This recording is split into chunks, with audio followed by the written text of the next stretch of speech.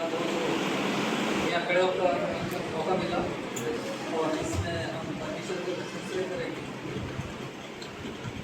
इब्रानी की पुस्तक 6 अध्याय उसका 13 आयत से लेकर और 22 तक देखेंगे तो परमेश्वर की अटल प्रतिज्ञा, परमेश्वर ने हमारे साथ क्या क्या प्रतिज्ञा की है, इसके लिए हमें यहाँ पर देखने को मिल रहा है। परमेश्वर ने अब्राहम से प्रतिज्ञा करते समय जब शपथ खाने के लिए किसी को अपने से बड़ा न पाया तो अपनी ही शपथ खाकर कहा, मैं सचमुच तुझे बहुत आशीष दूंगा। आज हम देखते हैं किसी भी कोई बड़े निर्णय में और विवादित बातों में जब हम पढ़ते हैं तो एक कसम के द्वारा ही वो निर्णय पूरा हो पाता है। किसी के साथ झगड़ा हो रहा है, किसी के साथ मुकदमा चल रहा है, तो मुकदमे में भी जाके वहाँ भी मुझे शपथ खाने के लिए एक बाइबिल दी जाती है, कुरान दी जाती है, रामायण दी जाती है, ताकि हम उसकी कसम खा के और ये कह सकें कि मैं सच कहता हूँ, सच के सिवा झूठ नहीं बोलूँगा, मैं सच कहता हूँ। तो यहाँ भी परमेश्वर ने अब्राहम के साथ एक सचमुच जो प्रतिज्ञा की है वो शपथ खाकर की है। और वो शपथ कौन सी खाई उसने? मैं सचमुच तुझे आशीष दूंगा, सचमुच तुझे मैं आशीष दूंगा और तेरी संतान को बढ़ाता जाऊंगा। और इस रीति से उसने धीरज धरकर प्रतिज्ञा की हुई बात प्राप्त की। मनुष्य तो अपने से किसी बड़े को शपथ खाया करते हैं और उनके हर एक विवाद का फैसला शपथ से पक्का होता है।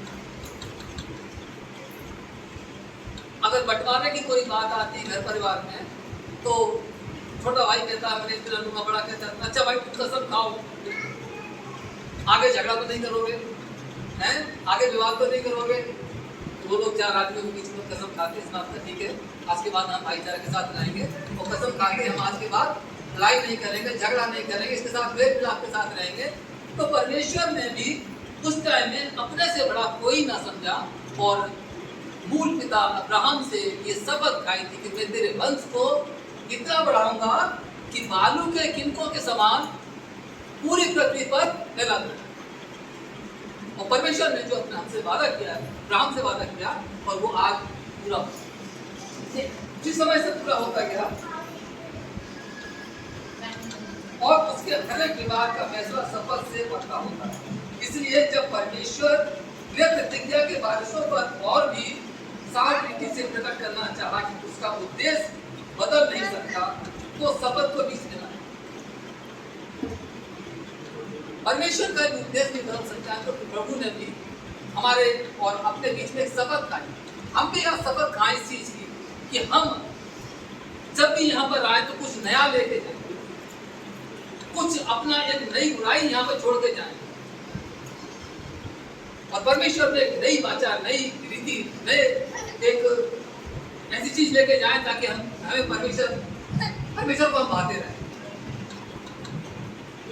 तो हम इस चीज की भी कसम खाएं कि हम जब भी यहाँ पे आए, ये नहीं कहा संडे को आए, जब भी मुझे मौका मिले तो यहाँ से नई चीज लेके हम जाए। परमेश्वर का वचन वो हमारे जीवन में हमेशा काम करेगा। इस चीज के मैं शपथ खा के जाना चाहिए ताकि दो में बदल बातों के द्वारा जिनके विषय में परमेश्वर का झूठ ठहरना अनहोना है, दृढ़ता से हमारा ढाढ़स बंध जाए, जो शरण लेने को इसलिए दौड़े हैं कि उस आशा को जो सामने रखी हुई है। हमारे सामने एक बहुत बड़ी चीज रखी हुई है, बहुत बड़ी आशा रखी, बहुत बड़ी उम्मीद रखी है। क्यों ना हम दौड़ दौड़ के जाए इसी जगह पर तो कि हम उस चीज को प्राप्त कर सकें, और वो है हमारा परमेश्वर। जब तक हम प्रभु को नहीं प्राप्त कर सकते हैं, नहीं कर पाते हैं, जब तक हमारा हर काम, हर चीज फेल होती चली जाएगी, क्योंकि परमेश्वर हमारे साथ नहीं। जिस तरीके से परमेश्वर ने शपथ खाई उसी तरीके से हम भी शपथ खाए कि प्रभु को हम जिंदगी में कभी मरते दम तक नहीं। परमेश्वर जैसा अज्ञाना में दिखा बहता दरिया है, प्रभु का वचन और प्रभु यीशु मसीह हमारे साथ में हमेशा बहते हुए पानी की तरह चलता रहता है। हम जहां जाते हैं परमेश्वर वहां मेरे साथ होता है। तो वह आशा हमारे प्राण के लिए ऐसा बंधन है जो स्थिर और दृढ़ है। वो प्रभु का वचन हमारे लिए हमारे बीच में एक ऐसा लंगर टाइप का है जो हमारे बीच में हमेशा दृढ़ है और पर्दे के भीतर तक पहुंचता है। हमारा जो आपन तो मतलब दिल के अंदर जो परमेश्वर वहां तक पहुंचता है, उसका वचन वहां तक पहुंचता है